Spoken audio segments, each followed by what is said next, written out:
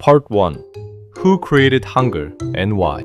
The fourth king of the Joseon dynasty, King Sejong the Great, ruled from 1418 to 1450. He felt something deeply troubling. His people could speak their language, but they had no way to write it down. Before Hangul, Korea had no writing system of its own. The elite borrowed Chinese characters, but for ordinary people, learning them was nearly impossible. They couldn't read the law. They couldn't defend themselves. They were often treated unfairly, simply because they couldn't read or write. King Sejong saw this injustice and it moved him. How Hangul came to be. In December of 1443, during the 25th year of his reign, King Sejong created a completely unique writing system, working alongside the scholars of the Hall of Worthies. 3 years later, in 1446, this system was formally recorded and explained in a document called 훈민정음 해례, explanations and examples of the proper sounds for the instruction of the people. King Sejong once wrote, "Our language is different from Chinese, and we do not share the same Chinese characters.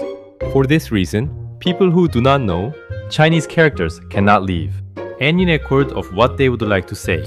I have created 28 new letters so that my people can learn the language and speak whatever they want to say.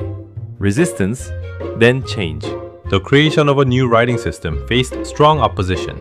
Many scholars believed Chinese characters were the only proper way to write, but King Sejong pushed forward anyway. He encouraged its use, and the very first song, written in Hangul, called 용벼천가, became an early example of what this new script could do. Slowly, Hangul spread. For the first time, ordinary people could write down their own thoughts, their own feelings, their own lives. Part 2. The principles behind the letters. Hangul consists of 28 letters in total, 11 consonants and 17 vowels. Today we use 10 basic vowels, 11 double vowels, and 14 basic consonants, with 5 double consonants added for stronger sounds. The basic principle behind every letter is simple: hieroglyphics and strokes.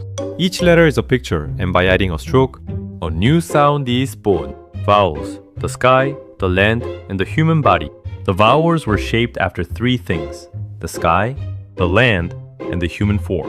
A single point represented the sky. A flat horizontal line represented the earth, and a straight vertical stroke represented a person standing upright. By combining these 3 simple shapes and adding an extra point, all 10 basic vowels were formed.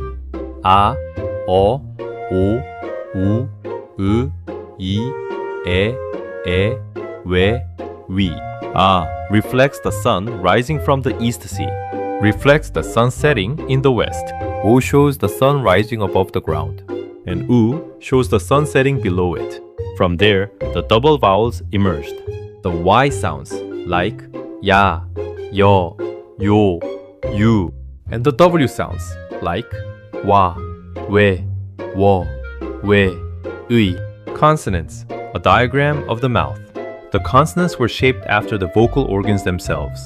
The throat, the tongue, the lips, the teeth each became the blueprint for a letter. The first 5 basic consonants are 기역, 니은, 미음, 시옷, 이응. 기역 reflects the root of the tongue blocking the throat. 니은 reflects the tongue touching the upper gums. 미음 takes the shape of the lips.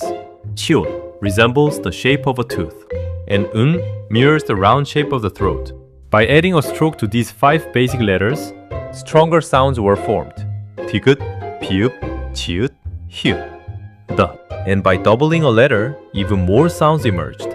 쌍기역, 쌍디귿, 쌍비읍, 쌍시옷, 쌍지읒. Every letter isn't random. It's literally a diagram of how to make that sound. Building a syllable. Consonants alone can make a sound. You always need a vowel. Add a to 기역, and you get 가. Add a plus 니은 to 히읗, and you get 한. Not written as separate letters, but combined into a single block.